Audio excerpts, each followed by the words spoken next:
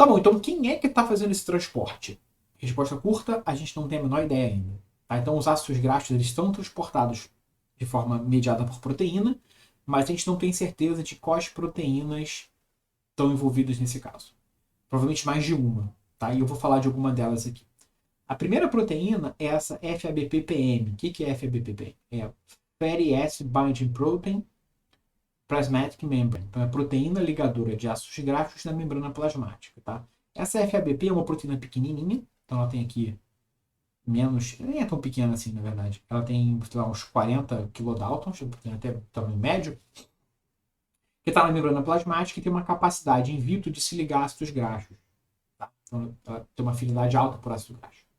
Ela está presente na membrana dos enterócitos, tá? Então, se você pega a célula enterócito em cultura ou intestino de rato, você consegue ver essa proteína presente, mas ela não está presente em hemácias, por exemplo. Tá? Não aparece, a proteína não aparece sendo expressa ali. Isso é um indício de que ela está envolvida com o intestino, tá? Porque o intestino deve estar envolvido com digestão.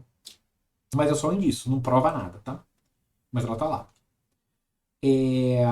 Você tem outras proteínas ligadoras de ácidos graxos, tá? FABPs pura e simplesmente, essas sim pequenininhas, tem 14 kilodaltons, tá?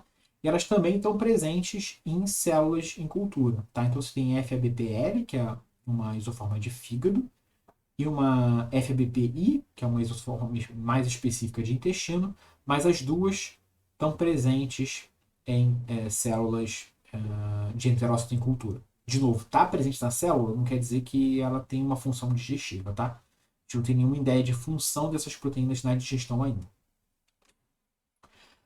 Uma outra proteína candidata é a FAT, ou também chamada de CD36 na imunologia, que é uma translocadora de ácidos graxos. Tá? Ela tem a capacidade de translocar ácido graxo de fora para dentro da célula. Então faz sentido ela estar envolvida com digestão. Mas, se você faz um camundongo nocaute para CD36, ou seja, esse camundongo não tem essa proteína, tá? Ele não tem esse gene foi de alguma forma retirado do genoma ou corrompido, então ele não gera uma proteína funcional, então ele não tem atividade dessa proteína.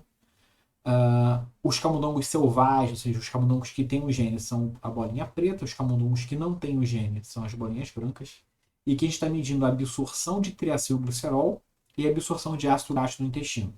Se vocês olharem, não tem diferença entre os gráficos. Eles absorvem tanto o triacilglicerol, né? Na verdade, o triacilglicerol, o ácido graxo marcado, então ele quebra o triacilglicerol e absorve o ácido graxo numa mesma velocidade, então a digestão funciona bem, e a absorção de ácido graxo funciona bem também. E se você dá o ácido graxo já digerido, entre aspas, ele também absorve igualzinho. Tá? Então a CD36 ela tem um papel em algumas células de transporte de ácido graxo, mas se você tira a CD36, a absorção de ácido graxo continua.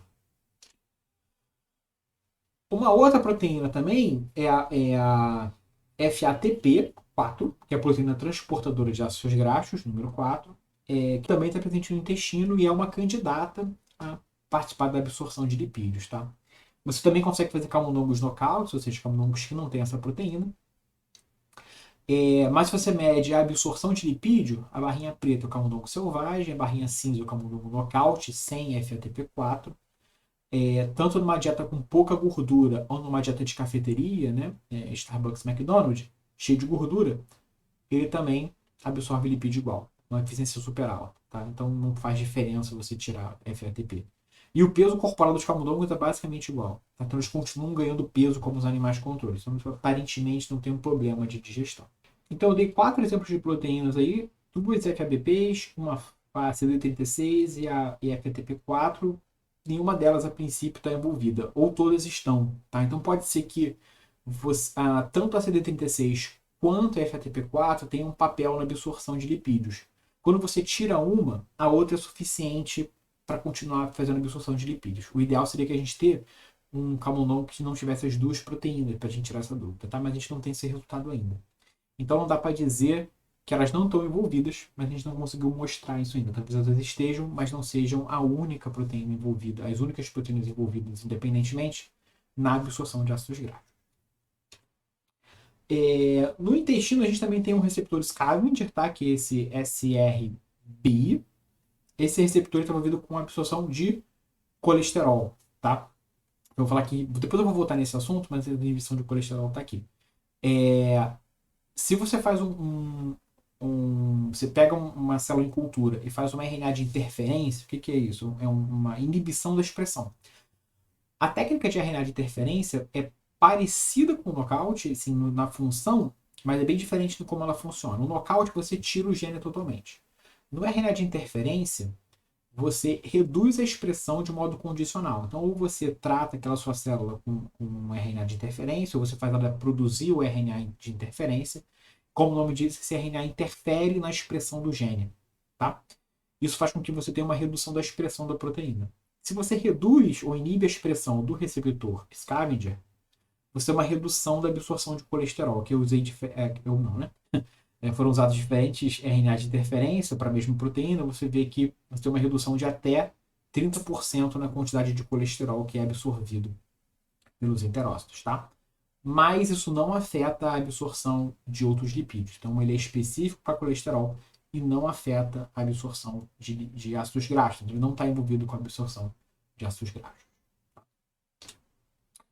A gente tem outras coisas que estão envolvidas também e a gente não tem nem ideia de muito bem o que elas estão fazendo ali, tá? Mas são proteínas que não parecem estar, no primeiro momento, não diretamente envolvidas com a absorção, mas podem acabar tendo algum papel inesperado, tá? Um exemplo disso é essa fosfatase alcalina intestinal, que tem a sigla de AKPT3. Então, vocês verem isso aqui, essa proteína que eu estou falando. Aqui também é um camundongo knockout, então eles fizeram um camundongo que não tem esse gene, tá? E aqui, o que está sendo medido nesse gráfico aqui é o aumento da absorção de lipídios comparado com o controle, tá? Então, o que interessa para a gente aqui é o intestino, tá? Então, você tem um aumento da quantidade de lipídios aparecendo no intestino quando você não tem essa fosfatase alcalina, tá? Então, de alguma forma, a ausência dessa fosfatase alcalina faz com que o camundongo absorva mais lipídios no intestino. Quais são as consequências disso? Esse camundongo, ele é mais gordinho, ele ganha peso, tá? Ele tem mais triacilglicerol no fígado, então está com o fígado gordo, então ele absorve mais lipídio, ele tem mais peso corporal, tem mais gordura no tecido adiposo visceral, tá? Então ele fica mais gordinho e com o fígado gordo. Então ele tá, metabolicamente não está muito saudável, não. Então, aí, isso aqui é um resumo de como está funcionando a absorção de lipídios de modo geral. Tá? Então a gente tem a digestão, que eu falei para vocês lá no início, a absorção de ácidos graxos e monoacilglicerol, tá? Aí você tem CD36, FAPTP4, que a gente não sabe qual é o envolvimento de cada uma especificamente, ou se tem algum. Você tem as FABPs, que estão no citoplasma da célula, são importantes para receber esses ácidos graxos, tá? Para manter ele solúvel no citoplasma. E esses ácidos graxos vão ser direcionados, então, para a síntese de lipídios complexos. Ácido graxo e monoacilglicerol, ele não pode ficar solto no citoplasma, porque ele vai ter efeito detergente. Então, ele vai ter que ser estocado de uma forma mais estável, ou menos tóxica, que é o triacilglicerol. Então, você vai pegar esses ácidos graxos, esse monoacilglicerol que você recebeu, e transformar em triacilglicerol de novo. E ele vai ter dois caminhos. Ou ele vai ficar estocado em gotículas de lipídio no próprio intestino, esperando ser transportado, ou ele vai ser jogado para os quilomicrons, tá? Que eu vou falar, que vai aparecer na próxima aula. Esses quilomicrons vão levar os lipídios para o sistema linfático e vão distribuir isso pelo corpo, tá? O que eu vou falar para vocês agora é esse pedaço aqui. Como que como é que a célula consegue pegar os ácidos graxos e o monoacilglicerol que foram absorvidos e transformar isso em triacilglicerol de novo. Então, qual é o destino desses lipídios? Tá? Esses lipídios, então, eles vão ser incorporados em diferentes lipídios. E o que eu estou mostrando aqui para vocês é a relação entre triglicerídeo e fosfolipídio. Tá? Então, quanto maior o número aqui, quer dizer que eu estou preferencialmente sintetizando triglicerídeos e não fosfolipídios. Tá? Então, o número aqui 20 quer dizer que para cada 20 triglicerídeos que eu fiz um fosfolipídio, tá? Quando eu dou monoacilglicerol para esses enterócitos, vocês podem ver que a grande parte deles vai ser usado para síntese de triglicerídeo, tá? Quando eu dou ácido graxo livre, também. embora a relação seja menor, aqui está 20, aqui está 8, ainda assim eu tenho muito mais preferência para sintetizar triglicerídeo do que fosfolipídio, tá? Então isso quer dizer o seguinte,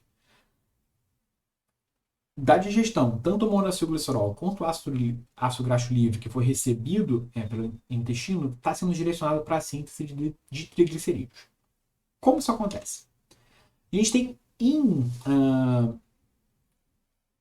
no intestino duas formas de fazer síntese de triglicerídeos, tá? Na aula da semana 2, eu falei da via do glicerol 3-fosfato, para vocês de síntese de triglicerídeos como uma revisão. Aqui eu vou falar de uma outra via que é muito mais simples, que é a via do monoacilglicerol, que é usada no intestino, e basicamente no intestino, tá? O intestino, então, ele tem duas formas de sintetizar, tá? Ou a via do glicerol 3-fosfato, que é aquela via mais complexa, que eu falei para vocês na aula passada. Então, você tem um glicerol 3-fosfato, coloca um ácido graxo, vira ácido lisofosfatídico, coloca outro ácido graxo, vira ácido fosfatídico, tira um fosfato, vira diacilglicerol, coloca outro ácido graxo, vira triacilglicerol. Tem várias enzimas ali no caminho, tá? Ou a via do monoacilglicerol, que é muito mais simples. Tem o monoacilglicerol, você coloca um ácido graxo, vira diacilglicerol, coloca outro ácido graxo, vira um triacilglicerol. Tem duas enzimas apenas ali sequenciais, tá? Então, monoacilglicerol, diacilglicerol, triacilglicerol. Por que outras células não fazem isso? Um, porque elas não têm as enzimas, e dois, porque elas não têm monoacilglicerol disponível, tá? O intestino recebe muito monoacilglicerol que está vindo da digestão, tá? A via que vai ser usada pelo intestino para sintetizar o triglicerídeo vai depender da quantidade e disponibilidade de monoacilglicerol. Então aqui nesse gráfico, esse paper da década de 60, super cringe, a gente tem aqui a quantidade de triacilglicerol ou diacilglicerol sintetizada, independente da via, tá? Então, quando tem branco é via do glicerol 3-fosfato, quando está achurado é via do monoacilglicerol. Quando não tem o monoacilglicerol disponível, só tem o ácido graxo, eu só uso a via do glicerol 3-fosfato. Isso vocês podem ver, eu faço de qualquer forma, basicamente, triacilglicerol. Quando eu coloco monoacilglicerol um pouquinho, eu já tenho majoritariamente a síntese via monoacilglicerol. Se eu coloco mais monoacilglicerol, eu direciono cada vez mais a minha síntese via monoacilglicerol. Então, a principal forma de no final, a principal forma de síntese de triglicerídeos no intestino vai ser a via do monoacilglicerol, porque você vai ter muito monoacilglicerol disponível, tá? Então, essa é a via principal que a gente vai tentar entender e modificar para você tentar reduzir a absorção de lipídio. A enzima principal dessa via é a monoacilglicerol aciltransferase, o MGAT. Tá? Como é que ela funciona? Ela vai pegar o monoacilglicerol, transferir um acil, por isso que é aciltransferase, pega um ácido graxo, junta no monoacilglicerol e faz um diacilglicerol. Então aqui eu estou medindo a expressão do gene, tá? O quanto esse gene está ativo, e aqui o quanto tem da atividade dessa proteína. Tá? Em diferentes seções do intestino ou no intestino inteiro, tipo somatório. O que é interessante é que se eu dou uma dieta rica em gordura para esse camundongo, eu tenho um aumento da expressão da MGAT e um aumento da atividade da MGAT também. Tá? Então, se eu dou uma dieta rica em gordura, o organismo se prepara para metabolizar mais essa gordura que está sendo digerida e absorvida. Tá? O que acontece, então, se eu faço um camundongo sem MGAT? Tá? Vou fazer um camundongo nocaute onde não tem essa atividade. O que vai acontecer com a absorção de lipídios e com o metabolismo desse camundongo de modo geral? Tá? Se eu tenho aqui não camundongos nocaute total, tá aqui esse KO aqui, nocaute, tá? Em inglês. Ele não tem MGAT em lugar nenhum. E quando eu tenho esse EKO, que é nocaute só no intestino. Tá? Então eu tenho um nocaute total ou nocaute específico no intestino. E aqui eu estou vendo o quanto de lipídio está sendo absorvido e incorporado. Tá? Então aqui eu estou medindo aqui o quanto de lipídio aparece incorporado no intestino. Quando eu tenho os controles, tem lipídio pra caramba, basicamente triacilglicerol. Tá? Quando eu tenho nocaute total ou nocaute específico no intestino, a quantidade de lipídio absorvido e incorporado diminui absurdamente. Então, se eu bloqueio a via do monoacilglicerol, se eu bloqueio essa enzima, o camundongo perde capacidade de absorver lipídio do intestino. O que acontece com esse camundongo? Ele é resistente à obesidade. Tá? Então, se eu dou uma dieta rica em gordura para esse camundongo, tá? Tanto camundongo totalmente sem MGAT ou sem MGAT só no intestino, e dou uma dieta rica em gordura para esse camundongo, ele não consegue engordar ou ele engorda menos do que o camundongo controle. Tá? Então ele fica resistente à obesidade induzida por dieta. E se eu olho o fígado desse camundongo, o fígado do camundongo é mais magrinho. Quando você dá uma dieta rica em gordura para um camundongo, essa gordura é absorvida e ela vai se espalhar pelo corpo inteiro, ele vai ficar obeso, o tecido adiposo não consegue mais absorver aquela quantidade imensa de lipídio, e esse lipídio acaba parando no fígado. Tá? Ele fica com o fígado gordo, esteatose hepática. Você vê que os dois controles que comem a dieta rica em gordura ficam com o fígado cheio de gordura, mas os camundongos nocaute não ficam. Então ele não absorve gordura, não fica obeso, ou fica menos obeso, e não fica com o fígado gordo. Obesidade e fígado gordo está diretamente associado à síndrome metabólica, resistência à insulina, diabetes do tipo 2. Como é que esse camundongo fica metabolicamente? Se eu meço a glicemia de jejum do camundongo, então é uma forma de medir o diabetes desse camundongo, esse camundongo tem uma glicemia de jejum mais baixa que os controles, ou seja, ele está resistente ao diabetes. Se eu meço a quantidade de insulina desse camundongo, a insulinemia também é menor. Ou seja, ele consegue manter a glicemia dele mais baixa, mesmo usando menos insulina. Então, ele deve estar mais saudável, menos resistente à insulina. Se eu meço aqui, então, faço um teste de tolerância à glicose, vocês lembrarem que é o teste que a gente faz lá no Brownstein, tá? Você está desconfiado de diabetes, te dão aquela garrafa de copo cheio de açúcar, ruim para burro. Você toma aquele negócio e você tira sangue 1 ou 2 vezes depois e mede quanto de glicose tinha no seu sangue, tá? Em pessoas saudáveis, a glicemia tem que baixar rapidamente, tá? Que é o que acontece aqui no camundongo nocaute, tá? Então ele está saudável, ele come, você não dá o copo para ele, mas você faz uma gavagem, né? Você coloca lá no estômago do camundongo já a sua quantidade certa de glicose, de açúcar, a glicemia sobe. Se ele estiver saudável, a glicemia tem que descer. E desce. Ó. O camundongo que comeu dieta rica em gordura, está obeso, fígado gordo, diabético, a glicemia não diminui. Ou seja, ele tem o camundongo nocaute tem uma maior tolerância à glicose, então ele está mais saudável. Tá? É tudo que a gente quer num tratamento de obesidade. E aí, nesse outro trabalho aqui, eles fizeram uma outra brincadeira. Eles tiraram a MGAT do camundongo e recolocaram só no intestino. Esse experimento é importante você fazer reexpressão. Quando eu faço uma mudança genética num animal, de modo geral, tirar um gene, você não tem certeza que você tirou só ele, tá? Você não é tão. A engenharia genética não é tão precisa a esse ponto. Às vezes você pode estar modificando uma outra região do genoma que você não sabe. Então, quando você faz esse experimento de reexpressão, você está recolocando só o gene que você sabe que você está trabalhando.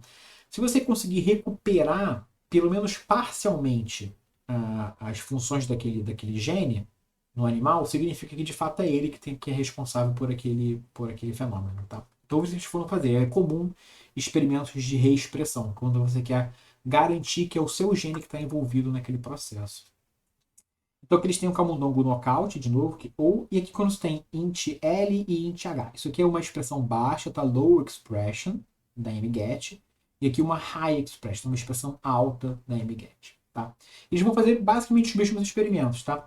Então, eles mediram quanto de lipídio foi absorvido e incorporado, tá? Então, você vê que o camundongo nocaute, eles já sabiam, você tem uma redução da absorção de lipídios e incorporação de lipídios, a síntese de triglicerol está afetada. Quando você reexpressa, ela volta a subir. Tá? Então, de fato, a MGAT está envolvida nesse processo. Quando você olha o peso corporal, a gente já tinha visto que o camundongo nocaute tem um peso mais baixo, tá? Porque ele está resistente à obesidade induzida por dieta rica em gordura. Se você reexpressa a MGAT, ele fica no meio do caminho. Então ele recupera parcialmente o peso. Tá? Então, de fato, ele está absorvendo mais lipídios, está ficando um pouco mais gordo do que o nocaute. Se a gente olha lá dentro o camundongo, como é que ele está, não fica tão igual. Tá? Então você tem a massa do fígado, que é o tamanho do fígado, e a quantidade de gordura hepática. Ela não muda muito, tá? O peso do fígado não muda. Tá? Então o camundongo nocaute tem o fígado menorzinho, mais leve, e os camundongos que reexpressaram também, mas a quantidade de gordura volta. Tá? Então que o camundongo controle tem o fígado gordo, o nocaute não tem, porque ele não absorve. Os que voltaram a expressar a MGET e agora tem de novo a absorção de lipídio, o fígado fica gordo também. Mas a homeostase de glicose não é tão afetada como a gente esperaria.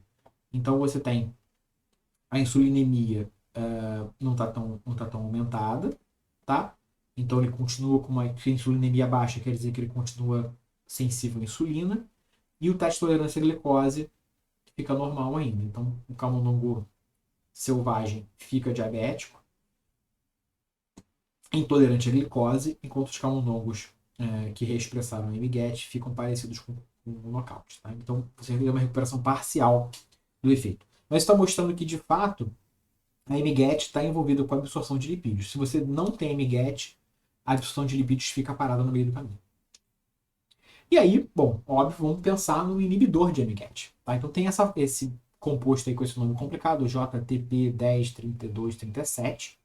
Ele foi desenhado para ser um inibidor específico de MGET2, tá? Então se você olhar aqui, tem um IC50 baixinho, tá? 19 nanomolar para MGET2, inibe com bem menos eficiência MGET3, que está em outra região do corpo, não está no intestino, e não inibe de GET2. Tá? De GET2, a de GET de acilglicerol aciltransferase é a segunda etapa da via. Tá? Eu vou falar depois mais pra frente para vocês. O que acontece se você trata camundongos com esse inibidor? Tá? Então, ele é capaz de inibir a quantidade de lipídio absorvido, tá? Então que eu estou medindo quanto de lipídio aparece no sangue, dou um lipídio radioativo para o camundongo e vejo quanto de radioatividade aparece no sangue depois. Ou seja, quanto daquele lipídio foi absorvido. E se eu trato com o inibidor de MGET, a absorção de lipídios é menor. Então, de fato, um inibidor farmacológico dessa enzima é capaz de bloquear a absorção de lipídio. Mais para frente, estão olhando, eu vejo o peso corporal do camundongo. Se eu dou uma dieta com quantidades normais de gordura, não vejo diferença entre o camundongo controle e o tratado. Mas se eu dou uma dieta rica em gordura, o camundongo tratado com inibidor de MGET engorda menos do que o controle. Então está protegendo, pelo menos parcialmente, o camundongo de obesidade.